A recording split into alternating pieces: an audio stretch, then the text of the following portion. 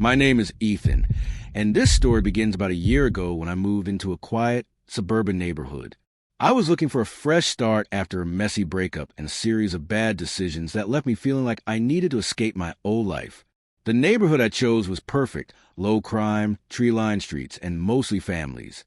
It was the kind of place where kids rode their bikes in the afternoon, and neighbors waved at each other from their porches. The house I bought was modest, but it had everything I needed. It was a 2-story home with a small backyard, perfect for someone like me who valued privacy and quiet. The only thing that stood out was a property next door. It was a massive, sprawling house, easily twice the size of mine, with a perfectly manicured lawn and a 3-car garage. I assumed it belonged to a wealthy family, maybe with a few kids and a golden retriever, but I couldn't have been more wrong. The first time I met my neighbor, I was taken aback. I had spent the day introducing myself to the other residents, most of whom were middle-aged parents with young children. When I finally worked up the nerve to knock on the door of the big house next door, I expected to meet someone similar. Instead, a young guy in his late 20s opened the door. He had a mullet, a wide grin, and a laid-back demeanor that immediately put me at ease. "Hey, man," he said, extending a hand. "I'm Damon. You must be the new guy." I introduced myself and explained that I was just trying to get to know the neighborhood. Damon seemed genuinely friendly, and we chatted for a few minutes. He told me he worked in finance, though he was vague about the details, and that he lived alone. I couldn't help but feel a little envious. Living in a house like that by yourself seemed like the ultimate luxury. "You should come by for a drink sometime," Damon said as I turned to leave. "It's not often I meet someone my age around here." I agreed, feeling a sense of relief that I might have at least one friend in the neighborhood. Over the next few weeks, I settled into my new routine. I work from home, and my office on the 3rd floor had a perfect view of Damon's property. At first, I didn't think much of it, but as time went on, I started to notice how strange his habits were. Damon never seemed to leave the house. His car was always in the driveway, and I never saw any visitors come or go. No delivery drivers, no friends, no parties, nothing. It was like he lived in complete isolation. I tried texting him a few times to hang out, but he always had an excuse about being too busy with work. "Sorry, man," he'd say. "Work's been insane. Maybe next week." But next week never came. I started to feel a little uneasy. It wasn't just his reclusiveness. It was the way he seemed to avoid any real conversation about his life. Whenever I asked him about his job or how he ended up in such a big house, he'd brush it off with a joke or change the subject. Then, one night, everything changed. It was a Wednesday, and I had gone to bed early after a long day of work. Around 2 a.m., I was jolted awake by the sound of loud music. At first, I thought I was dreaming, but when I got up and looked out the window, I saw Damon's driveway filled with cars. There were at least 7 of them, and the house was lit up like a Christmas tree. I was annoyed, but also a little curious. Damon had never mentioned having friends, let alone throwing a party. I threw on a hoodie and walked over, figuring I'd ask him to turn the music down. When I got to the door, I knocked several times, but no one answered. I tried texting Damon, but he didn't respond. Frustrated, I reached for the handle and was surprised to find the door unlocked. The first thing I noticed was a pile of shoes in the foyer. There were at least 10 pairs, but the house was eerily quiet. I called out, but no one answered. The living room was empty, and so was the kitchen. There were no signs of a party, no drinks, no food, nothing. But I could still hear the music. It was faint, almost like it was coming from another room. I followed the sound, my heart starting to race. That's when I noticed the door to the basement was slightly ajar. I hesitated. Everything about the situation felt wrong, but I couldn't stop myself. I pushed the door open and saw a set of stairs leading down into darkness. A faint light flickered at the bottom, and I could hear voices. Real voices, not the recorded laughter and clinking glasses that had been playing upstairs. I should have turned around. I should have called the police. But I didn't. I crept down the stairs, my heart pounding in my chest. The basement was dimly lit, and the air was thick with the smell of damp earth. As my eyes adjusted to darkness, I saw something that made my blood run cold. The basement was filled with cages.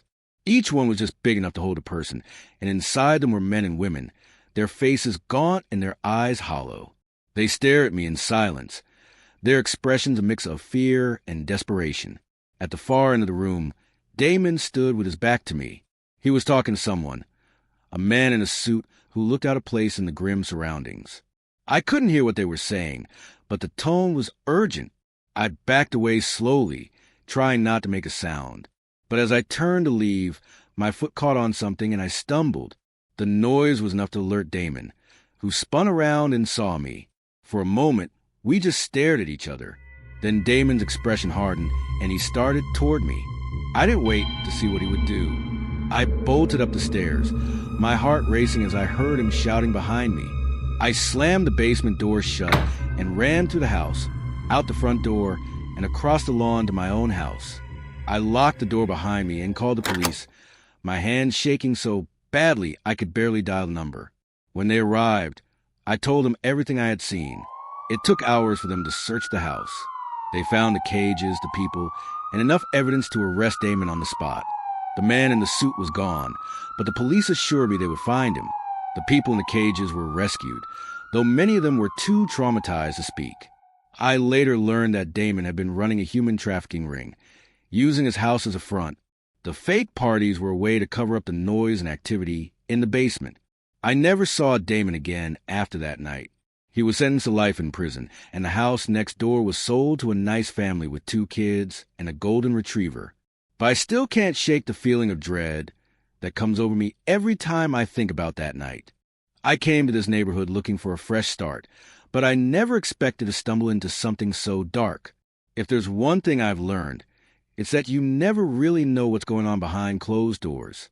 The family that moved into Damon's house seemed nice enough. They had 2 young children and a dog that barked happily. Whenever I walked by, I tried to put the past behind me. But every time I looked out my window, I couldn't help but think about what had happened in that basement. One day, the wife, Sarah, came over to introduce herself. She brought a plate of cookies and thanked me for being such a good neighbor. "We're so happy to be here," she said. "It's such a peaceful neighborhood." I forced a smile and nodded, but inside, I felt a pang of guilt. I wanted to warn her, to tell her about the horrors that had taken place in her new home. But I didn't. Instead, I thanked her for the cookies and wished her well. A few weeks later, I was out for a walk when I saw a familiar car parked in front of Damon's old house. It was a man in the suit, the one I had seen in the basement that night. He was talking to Sarah, and they seemed to be arguing. I froze, unsure what to do. Should I call the police? Should I confront him? Before I could decide, the man got into his car and drove away. I never saw him again, but the encounter left me feeling uneasy. I couldn't shake the feeling that Damon's arrest hadn't put an end to whatever was going on. Subscribe for more chilling stories like this one. You never know what secrets your neighbors might be hiding. My name is Adam, and this story begins when I moved into a charming little house on the outskirts of a quiet, rural town. The house was perfect, cozy, surrounded by nature, and just far enough from the city to feel like an escape. The only downside was a neighbor. His name was Mr. Grayson, an elderly man who lived in the house next door. At first, he seemed harmless. He was always tending to his garden, which was immaculate, rows of vibrant flowers, perfectly trimmed hedges, and a vegetable patch that looked like it belonged in a magazine. But there was something about him that made me uneasy. He rarely spoke, and when he did, his voice was soft and measured, almost too calm. He had a way of staring at you without blinking, his pale blue eyes piercing through you. The other neighbors warned me to keep my distance. "He's a bit odd," one of them told me. "Just stay out of his way and you'll be fine." I tried to follow their advice, but as the weeks went by, I started to notice strange things about Mr. Grayson and his garden. It started with the noises. Late at night, I would hear the sound of a shovel hitting dirt, followed by the soft murmur of Mr. Grayson's voice. At first, I thought he was just working late in his garden, but the noises always seemed to come from the same spot, a secluded corner near the back of his property, hidden by a tall hedge. One night, curiosity got the better of me. I crept to my bedroom window and peered through the blinds. The moon was full, casting an eerie glow over the garden. I saw Mr. Grayson hunched over, digging furiously. Beside him was a large burlap sack, its contents hidden from view. My stomach churned as I watched him lower the sack into the hole and begin covering it with dirt.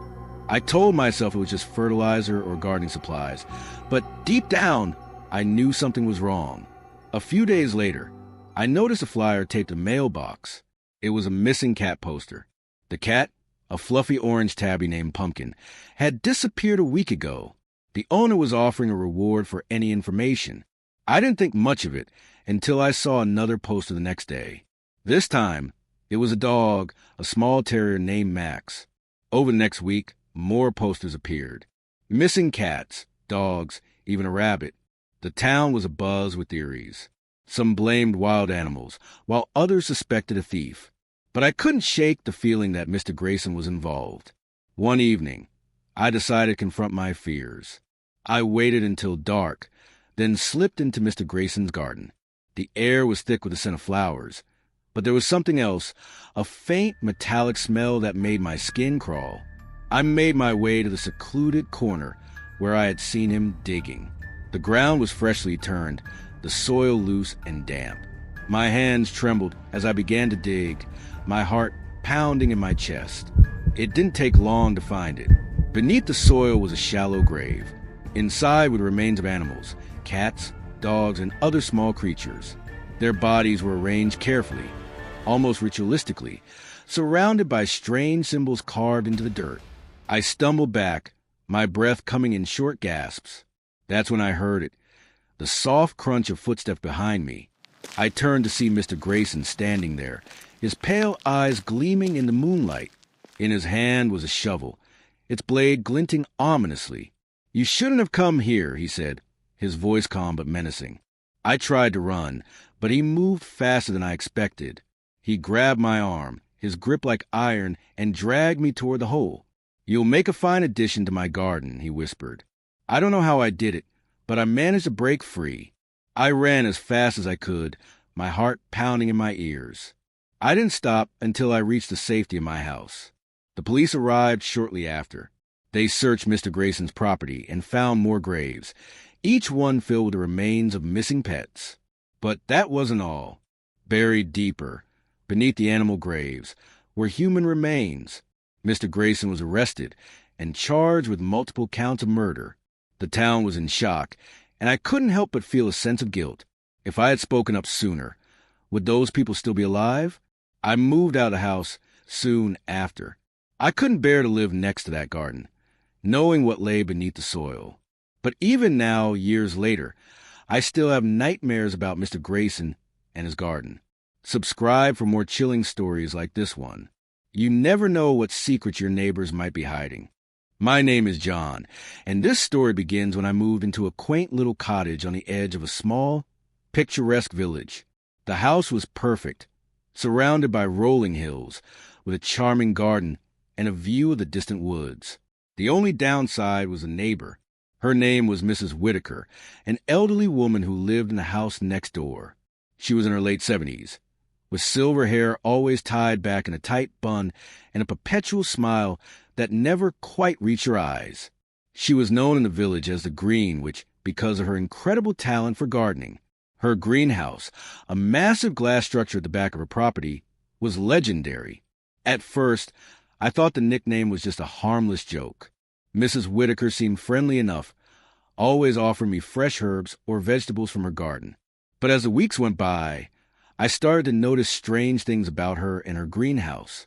It started with the plants. Mrs. Whitaker's garden was unlike anything I had ever seen. Her flowers were unnaturally vibrant, their colors almost too bright to be real. Her vegetables grew at an astonishing rate, and her herbs had a scent that was both intoxicating and unsettling. One day, I decided to take a closer look. I waited until Mrs. Whitaker left for the village market, then crept into her backyard. The greenhouse was even more impressive up close, its glass panels gleaming in the sunlight. I peered inside and saw rows of plants I couldn't identify. Some had leaves that shimmered like metal, while others had flowers that seemed to pulse with a faint, otherworldly glow. In the center of the greenhouse was a large, blackened tree with twisted branches and no leaves.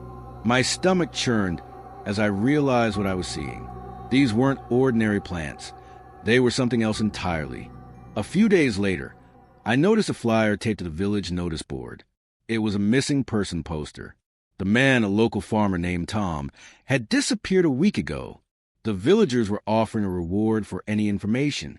I didn't think much of it until I saw another poster the next day. This time, it was a young woman named Sarah. Over the next week, more posters appeared. Missing farmers, shopkeepers, even children. The village was in a panic, and theories ranged from wild animals to serial killer. But I couldn't shake the feeling that Mrs. Whitaker was involved. One evening, I decided to confront my fears. I waited until dark, then slipped into Mrs. Whitaker's backyard. The greenhouse was dimly lit, its glass panels glowing faintly from within. I crept inside and was immediately struck by the smell, a mix of damp earth and something sweet, almost cloying. The plants seemed to sway gently, as if aware of my presence. In the center of the greenhouse, the blackened tree loomed over me. Its twisted branches seemed to reach out, and I noticed something hanging from them, small, shriveled objects that looked like fruit. My heart raced as I realized what they were. They weren't fruit. They were human remains, preserved and hanging like macabre ornaments. I stumbled back, my breath coming in short gasps. That's when I heard it. The soft creak of the greenhouse door opening behind me. I turned to see Mrs. Whitaker standing there, her silver hair gleaming in the faint light. In her hand was a pair of pruning shears, their blades glinting ominously. "You shouldn't have come here," she said, her voice calm but menacing. I tried to run, but she moved faster than I expected. She grabbed my arm, her grip like iron, and dragged me toward the blackened tree. "You'll make a fine addition to my collection," she whispered. I don't know how I did it, but I managed to break free. I ran as fast as I could, my heart pounding in my ears. I didn't stop until I reached the safety of my cottage. The police arrived shortly after. They searched Mrs. Whitaker's property and found the remains of missing villagers, carefully preserved and displayed like trophies. But that wasn't all. Hidden in the back of the greenhouse was a locked cabinet. Inside were jars filled with strange, glowing liquids and what looked like human organs. Mrs. Whitaker was arrested and charged with multiple counts of murder. The village was in shock, and I couldn't help but feel a sense of guilt. If I had spoken up sooner, would those people still be alive? I moved out of the cottage soon after. I couldn't bear to live next to that greenhouse, knowing what lay hidden inside. But even now, years later, I still have nightmares about Mrs. Whitaker and her collection. Subscribe for more chilling stories like this one. You never know what secrets your neighbors might be hiding.